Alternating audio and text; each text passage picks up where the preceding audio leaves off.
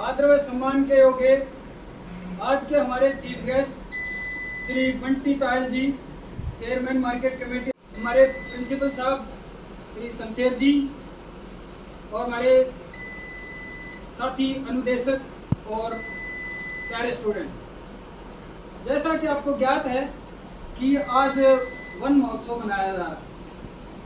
One महोत्सव पिछले कई दशकों से इसके बारे में कभी भी ध्यान नहीं दिया गया।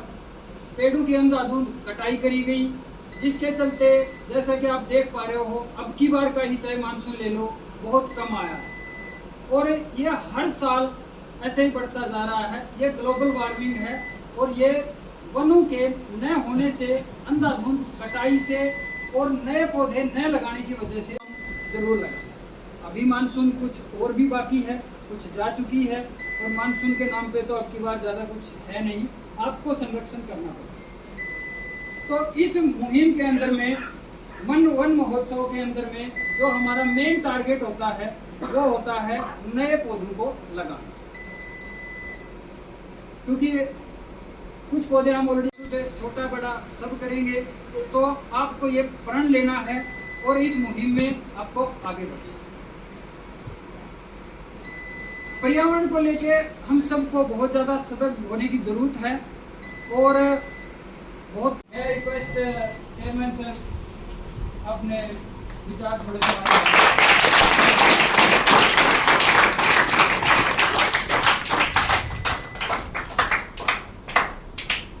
आज ITI संस्थान में वन महोत्सव के ऊपर आयोजित इस कार्यक्रम में उपस्थित यहाँ के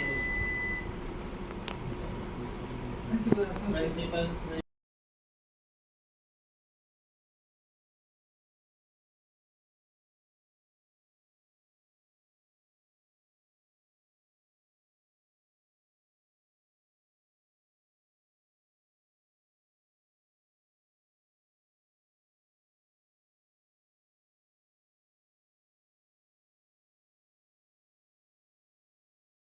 सबसे ज़्यादा ऑक्सीजन पैदा करते हैं, कार्बन डाइऑक्साइड गैस को ज़्यादा अपने अंदर खींचते हैं। पीपल ऐसा पेड़ है जो 24 घंटे ऑक्सीजन देता है, बर्ड और नीम 12 घंटे ऑक्सीजन देते हैं। आप ये को पता होना चाहिए, जहाँ भी कोशिश है ये 3 पेड़ तो जरूर लगाने चाहिए हमें, हमारे घर के आसपास, संस्थान में या कहीं सड़क के किनारे। ये चीज़ें आपको ध्यान में रखनी है, क्योंकि आज आप देश के भविष्य हो। आप अगर इस चीज़ को मुहिम को आगे बढ़ाओगे तो ये कोई बड़ी बात नहीं है कि हमारा देश में और हमारे राज्य में कि जो पर्यावरण से संबंधित समस्या ये दूर हो सकती हैं। आज हम मकान बनाते हैं, पढ़ाई का काम है या कोई उसका वो कहाँ से आती है, पेड़ों से काटती है और तो कोई साधन है नहीं। आप बेड पे सोते हो, लकड़ी चौखट है, गेट है या कोई चूल्हा भी जलता है, आजकल पुराने है भी तो ऐसा भी है, लेकिन कई ऐसी जगह है जहाँ अभी भी लकड़ी का इस्तेमाल होता है चूल्हे में, वो सब पेड़ों से आते हैं। लेकिन वो जब होंगे जब हम ज़्यादा से ज़्यादा पेड़ लगाएंगे। तो मेरा आप सभी से निवेदन रहेगा कि ज़्यादा से ज़्यादा पेड़ लगाओ और कम से कम ये 3 पेड़ तो जरूर लगाओ। उसके बाद आप आंवला लगा सकते हो, अपना फलवारदार जामुन का पेड़ यहाँ लगा सकते हो, ये पेड़ भी अपने यहाँ लग जाते हैं। तो मेरे सभी साथी और प्यारे बच्चों, जैसे कि हमें पता है कि पर्यावरण का संरक्षण आज की तारीख में बहुत जरूरी है। क्यों जरूरी है? क्योंकि हमारे देश की आबादी बढ़ती जा रही है। जब हमारा देश आज़ाद हुआ था हमारे पास 33 करोड़ की जनसंख्या थी, हिंदुस्तान के आज 140 करोड़ है। तो जितनी आबादी बढ़ रही है उस हिसाब से पेड़ों की कटाई भी बढ़ी है, लेकिन उस अनुपात में हम ज़्यादा पेड़ नहीं लगा पाए और ना ही अभी तक इतना ज़्यादा पहले प्रयास हुआ, जिसका कारण ये है कि समय पर बारिश नहीं हो रही, सूखा पड़ रहा है। जैसे अभी ताज़ा ही उदाहरण है, इस साल बारिश न होने के कारण हमारे खेतों में फसलें खराब होने शुरू हो गई। अगर अभी बारिश नहीं हुई तो ग्वार है, बाजरा है या अभी जो कपास की फसलें हैं उसमें बहुत नुकसान हो रहा है, क्योंकि बहुत अपने ज़मीन में जो पानी है वो 400-500 फीट पे चला गया गहराई पर, और पानी का अपने पास और कोई स्रोत है नहीं। नहरें जो आती है कभी आ जाती है कभी नहीं आती, वो भी तभी आती है जब नहर आगे नदियों में पानी होता है। इसलिए हमें सभी बच्चों को, जैसे भारत देश के प्रधानमंत्री जी हैं मोदी जी, उन्होंने भी एक मुहिम चलाई थी, एक पेड़ माँ के नाम। उनका इस मुहिम को चलाने का केवल एक ही मकसद था कि चलो धन्यवाद सभी, आपका बहुत बहुत आभार। आपने मेरे को सुना, मेरे विचार जाने, और मैं भी ये उम्मीद करूँगा कि आप ज़्यादा से ज़्यादा पेड़ लगाएंगे। धन्यवाद।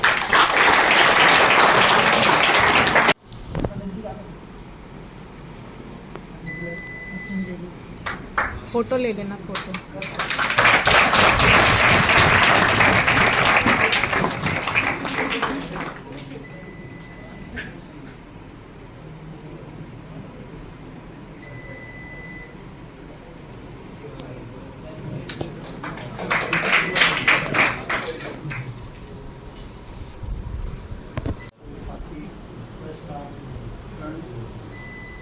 आप बहुत ही मतलब आज जो वन महोत्सव मनाया जाता है वो जुलाई माह में मनाया जाता है प्रथम वीक के अंदर, यानी कि जुलाई माह में जो कभी भी मतलब इससे मना सकते हैं जुलाई के अंदर। और ये सन 1950 में से शुरू किया गया है। तत्कालीन जो कृषि मंत्री होते थे उन्होंने 1950 में शुरू किया था इसको, और आज तक इसको मनाया जाता है। क्यों मनाते हैं?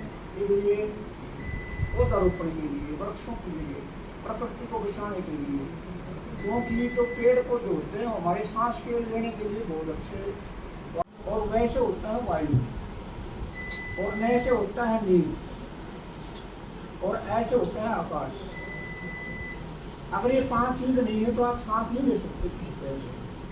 असली भगवान की परिभाषा यही है, न तो आप पृथ्वी के बगैर यानी भूमि के बगैर रह सकते हो, न आप आकाश के बगैर, गगन के बगैर रह सकते हो, और न ही हवा के साथ बिना रह सकते हो, न पानी के बगैर रह सकते हो। इसलिए इस प्रकृति को बचा के रखना है, ये हमारा कर्तव्य है कि प्रकृति को बचा के रखें ताकि अच्छी सांस ले सकें। और सभी बच्चे